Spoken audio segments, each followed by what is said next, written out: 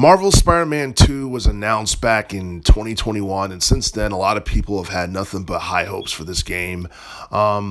We do know that's supposed to be coming out sometime this year.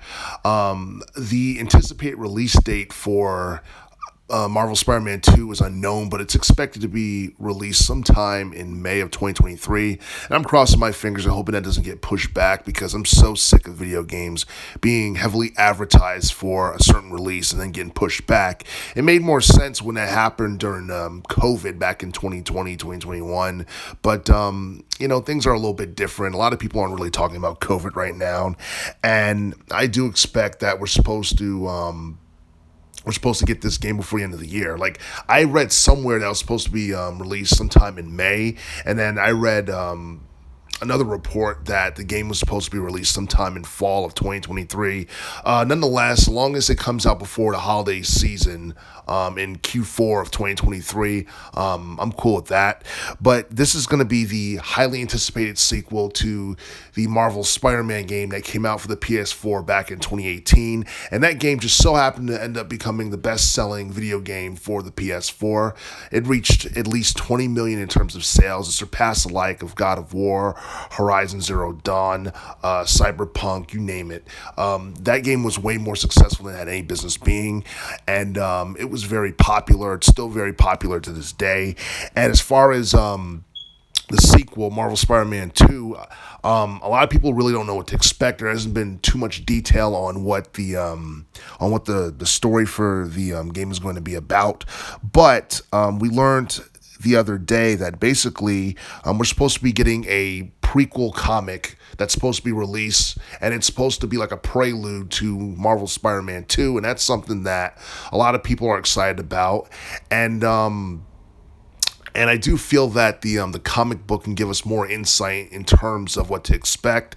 And I think that would actually be a pretty good way to get people emotionally invested in the upcoming game. Because if we see another trailer, and let's just say, Sony decides to, Sony or Insomniac Games decide to give us the premise on what the story is all about, that's something that can definitely end up, ruining the experience for us. Like, if the story is a surprise and we play it and then it exceeds our expectations, that's a lot better.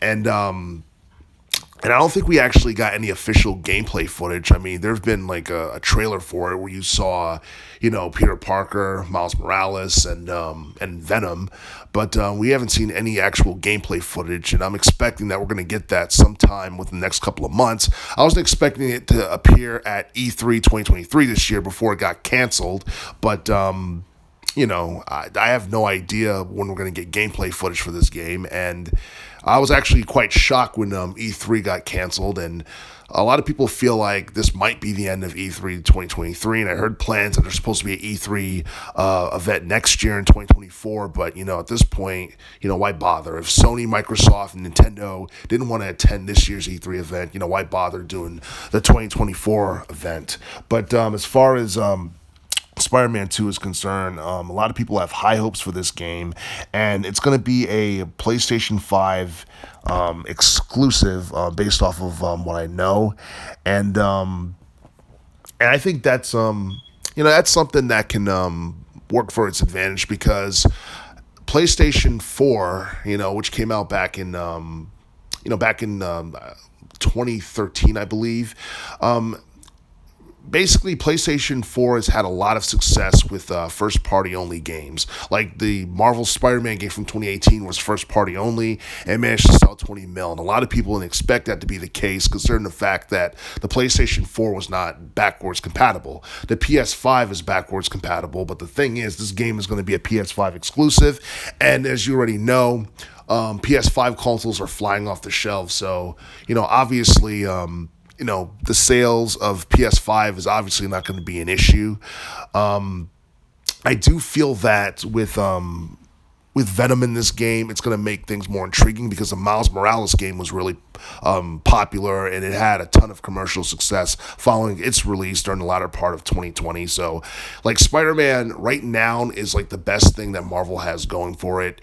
And within the past couple of years or so, Spider-Man has seemingly eclipsed Batman in terms of popularity as well. So, I'm pretty sure that whatever the story is, it's going to be something that's basically going to be better than the first game. At least I'm hoping that's the case.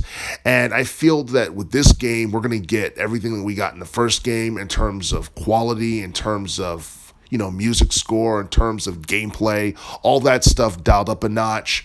And just based on the trailer itself, it seemed like the atmosphere for Marvel Spider-Man 2 is a bit darker than that for its prequel. And if that's the case, I honestly feel like this is going to make for a very good action-adventure game. Even if people don't know the story, just the hype and the anticipation for its release is enough to sell a couple of million worldwide for the PS5. But, we'll just have to wait and see. We do know that players will be able to traverse through an open-world environment in a New York City and fight enemies. You can acquire new abilities, and you can collect various spider suits. And that's something I'm pretty sure a lot of hardcore fans of the Spider-Man series can definitely appreciate. So, if you have a PlayStation 5, you should be sure to check this game out when it gets released a little bit later this year. And, I'm just praying and hoping that this does not get pushed back because this is a game that people have been waiting for almost 2 years to see now.